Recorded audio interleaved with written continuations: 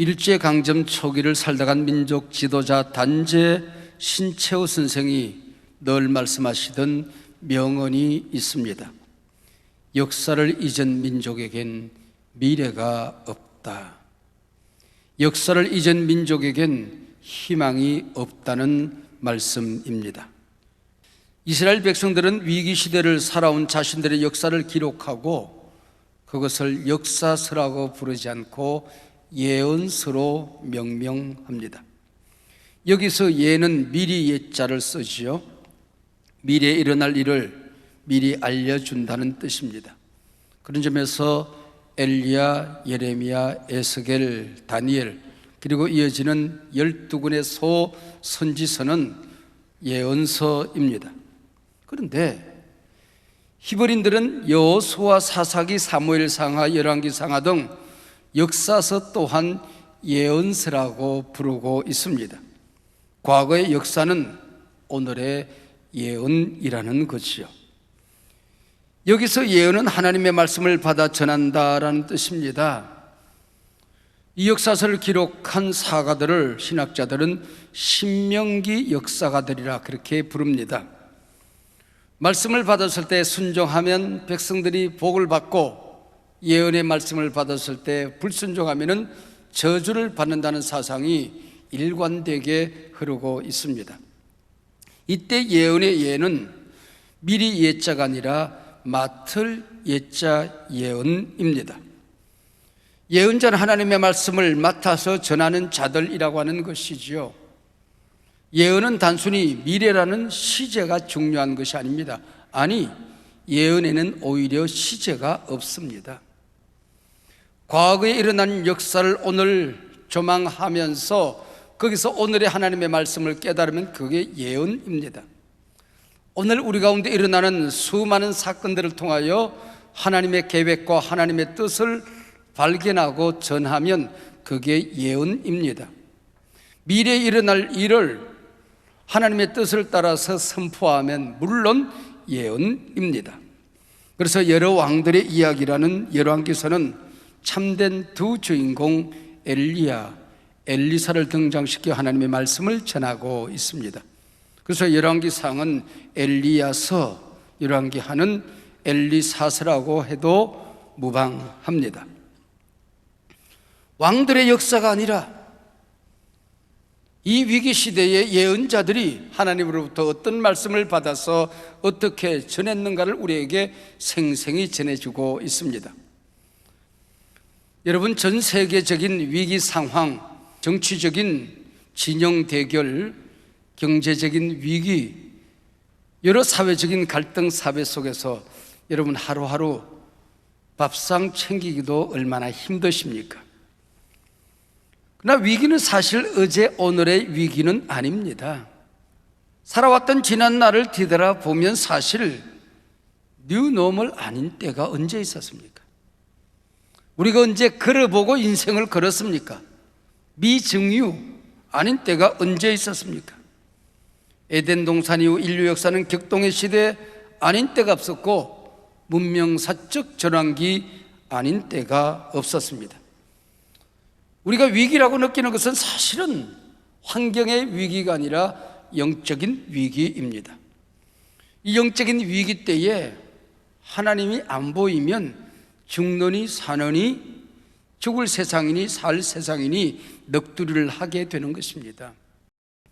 여러분의 눈에는 지금 세상이 어떻게 보입니까? 마냥 큰 위기로만 보입니까?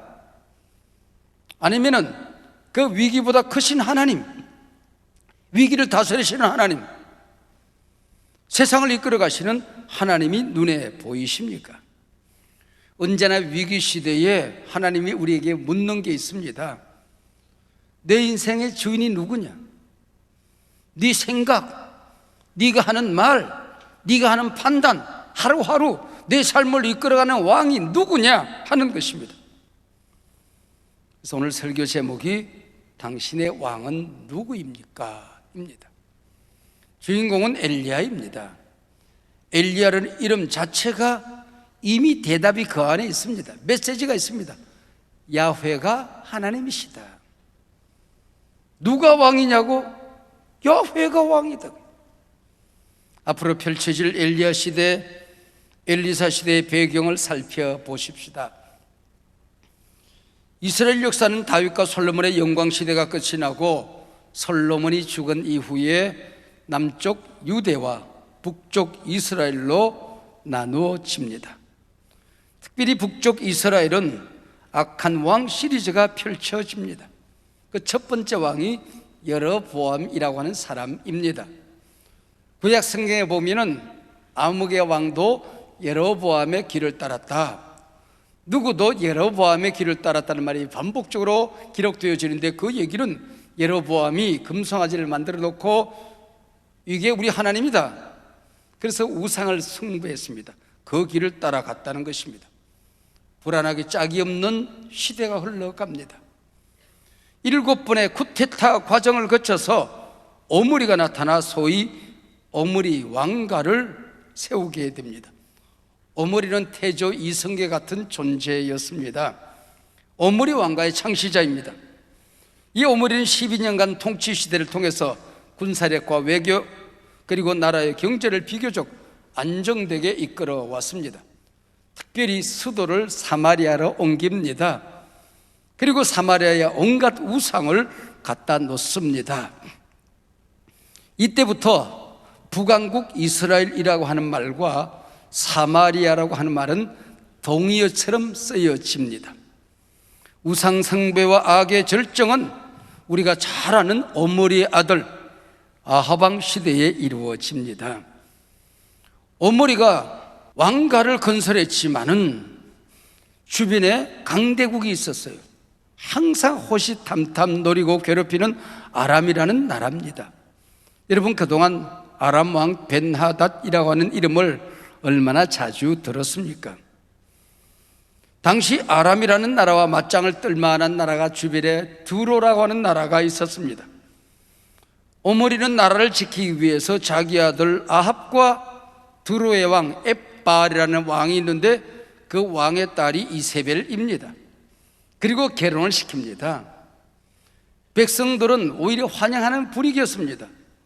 두로 봐라, 저렇게 강대국 부강한 나라가 아니냐, 우리가 엣바알의 딸과 우리 왕이 결혼한다고 하면 우리나라도 두로처럼 강대국이 될 수가 있고 부강한 나라가 될 수 있다라고 생각하고 아합과 이세벨이 결혼을 합니다.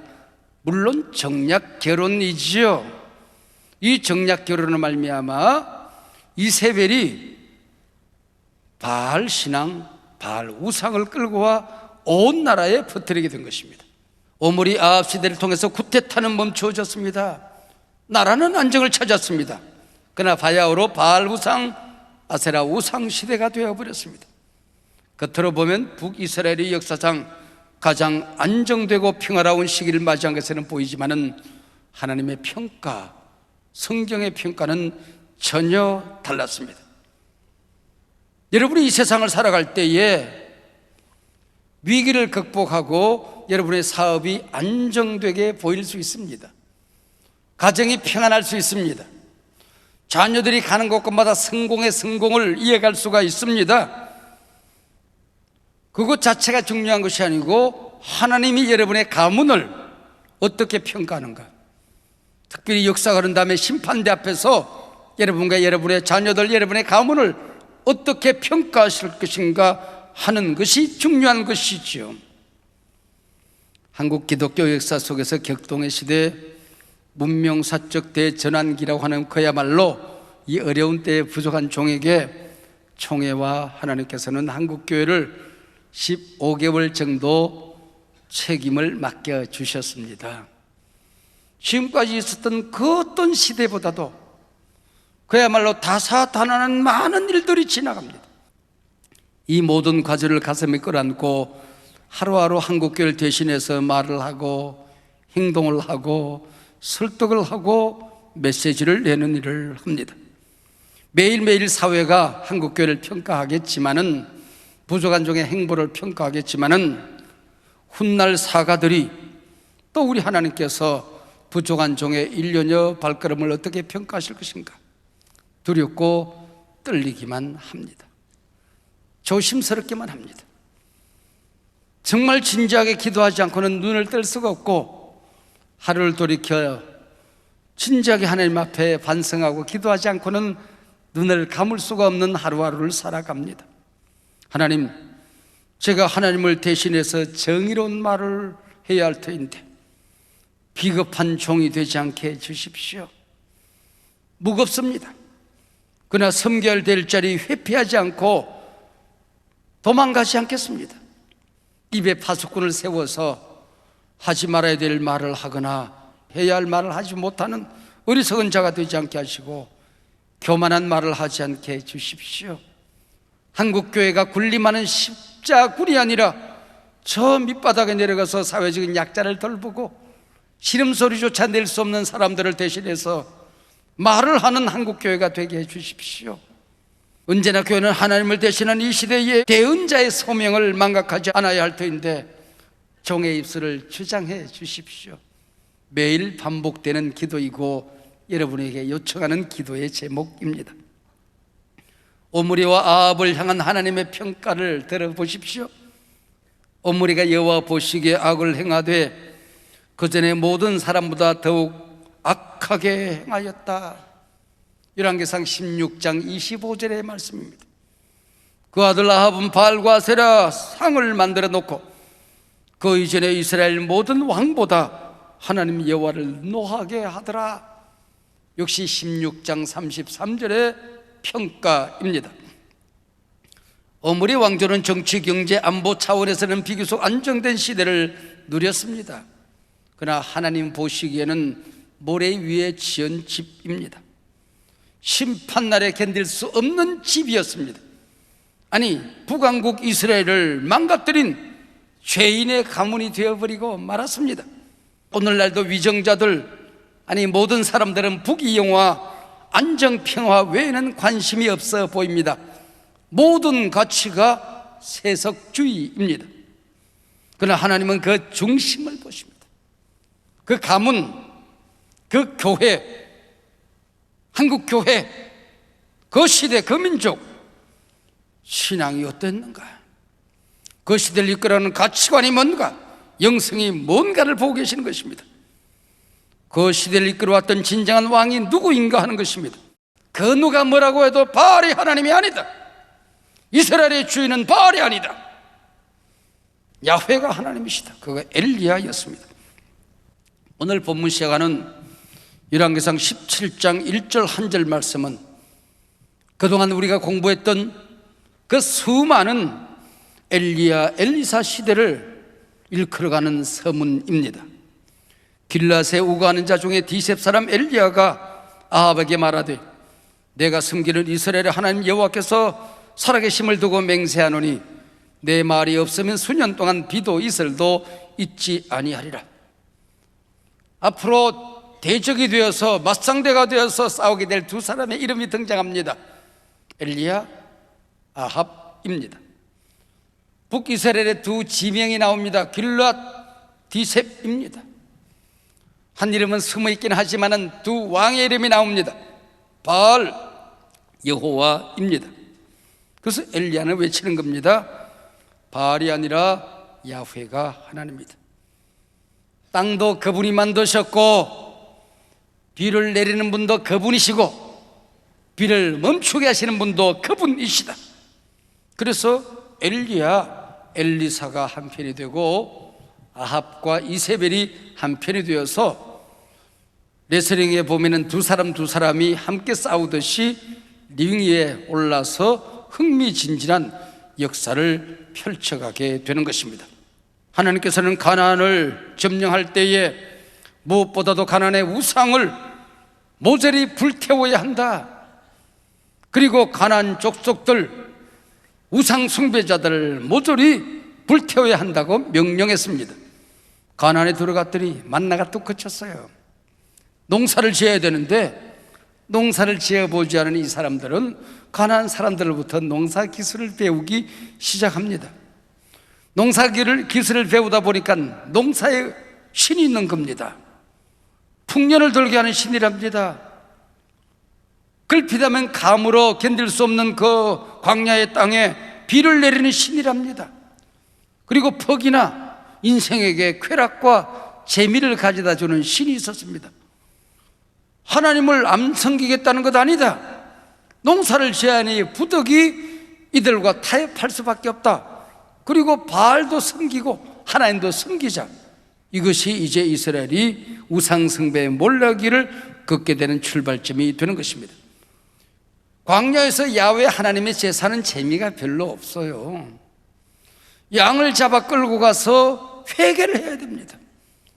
죄인의 주변에 피를 뿌리는 피비린내가 납니다. 오직 하나님만 의식하는 예배를 드려야 됩니다.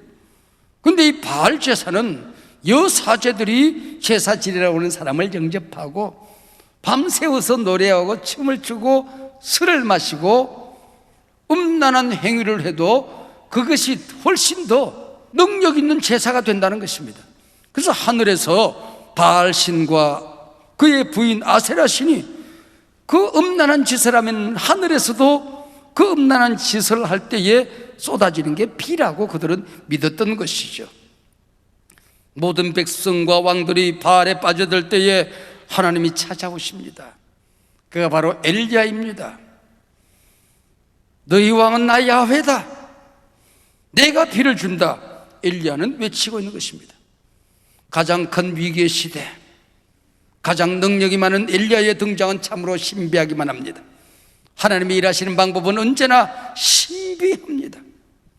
가장 큰 위기의 시대에 가장 위대한 능력이 나타나는 것입니다.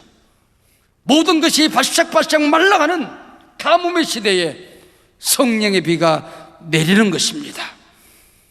내 말이 없으면 수년 동안 비도 이슬도 내리지 아니하리라.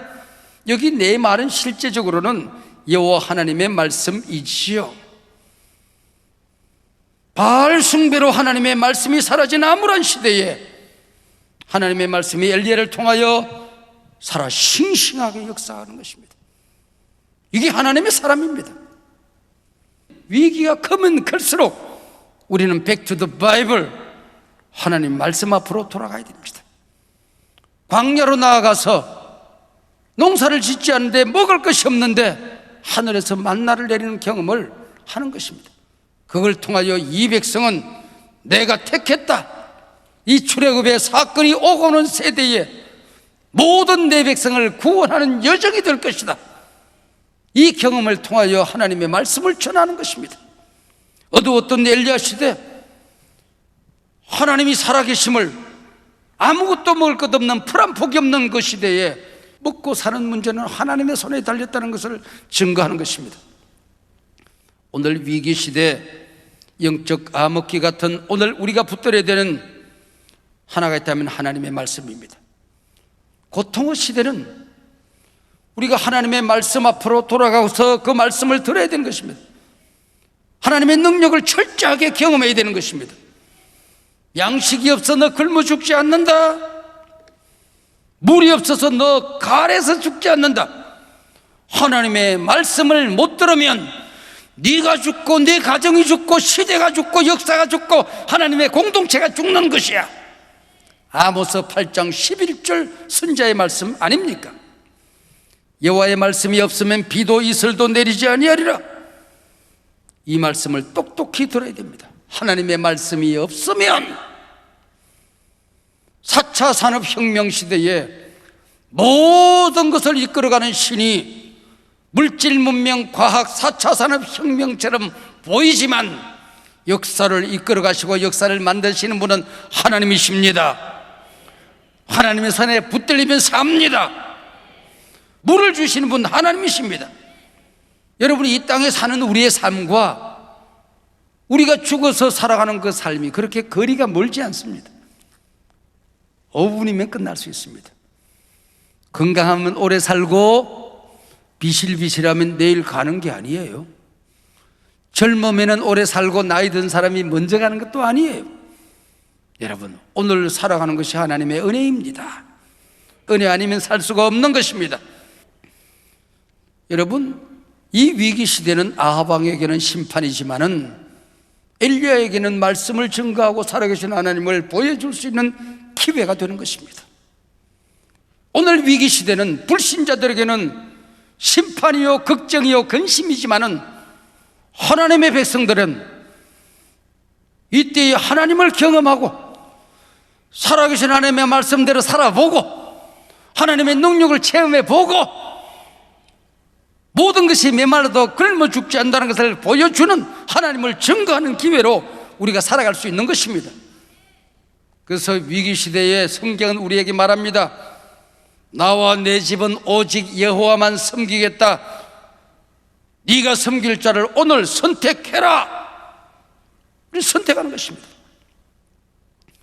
오늘 본문 읽다 보면 아합 왕 앞에 나타나서 당당하게 말씀을 증거했던 엘리야, 그를 보고 이제 백성들을 설득하고 뛰어다니면서 백성들을 일으키라 그렇게 말씀하지 않고 거리 시내가에 숨어라 그렇게 말해요.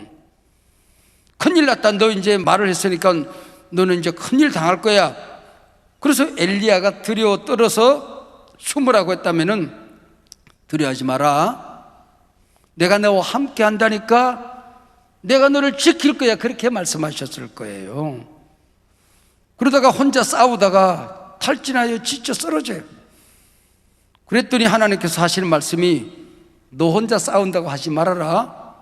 바알에게 무릎을 꿇지 않은 7천 용사를 남겨두었다. 참 맥이 풀립니다. 아니 그 7천 용사 지금까지 뭘 했다는 겁니까? 어디에서?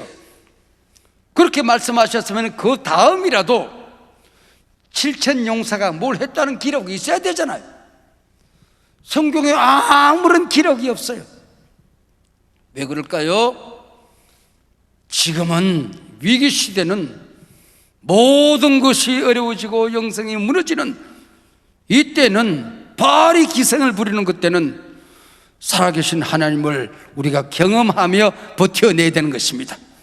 타협하지 않고 말씀이 살아있음을 보여줘야 되는 것입니다. 내 신앙이 죽은 것이 아님을 보여줘야 됩니다. 나를 보라, 하나님이 살아계심을 보라고 우리가 외칠 수 있어야 되는 것입니다. 여러분, 바알은 그때도 있었고 오늘도 있습니다. 번영신학, 성공신학, 세상 물질주의가 모든 가치를 우선하는 것, 그게 바알입니다. 내가 하나님의 자녀가 된데도 불구하고 세상 살기 분주해서 내 믿음을 타협하고 살아가는 것, 예배를 타협하고 살아가는 것, 말씀 짓밟고 살아가는 것, 그게 바알입니다. 너는 선택해라. 바알이 나의 왕이 아니다. 오직 하나님이 나의 왕이다. 그리고 위기시대에 내가 할 수 있는 일은 대단한 일을 하는 것이 아니고 내 삶의 하루하루 하나님을 경험하는 것입니다. 하나님의 살아계심을 증거하며 살아가는 것입니다. 말씀이 능력이 있음을 보여주는 것입니다. 이게 바로 오늘 이 위기시대에 우리가 감당해야 될 우리의 역사입니다. 한소만교회 역사를 돌이켜보면 까마귀가 물어다 주는 것으로 산 날이 너무나도 많습니다. 하늘에 만나가 내리던 날이 너무나도 많았습니다. 구름기둥 불기둥으로 이 전을 덮어서 하나님이 지켜주셨습니다. 여러분도 이 위기시대에 어디에 가시든지 간에 하늘의 만나를 맛보시기 바랍니다. 메추라기가 날아오는 것을 경험하시기를 바랍니다. 안 된 일이 되는 것을 경험하시길 바랍니다. 길이 없는데 하나님께서 길을 만드시는 걸 체험하시길 바랍니다. 하나님께서 살아 역사하심을, 능력이 많으시는 분임을, 우리의 왕 되심을, 우주를 다스리시는 분심을 경험하고 증거하는 여러분들이 되시기를 바랍니다. 오늘날 너는 선택하라. 하나님, 나의 왕은 오직 한 분 하나님이십니다. 하나님만을 섬기겠습니다. 할렐루야.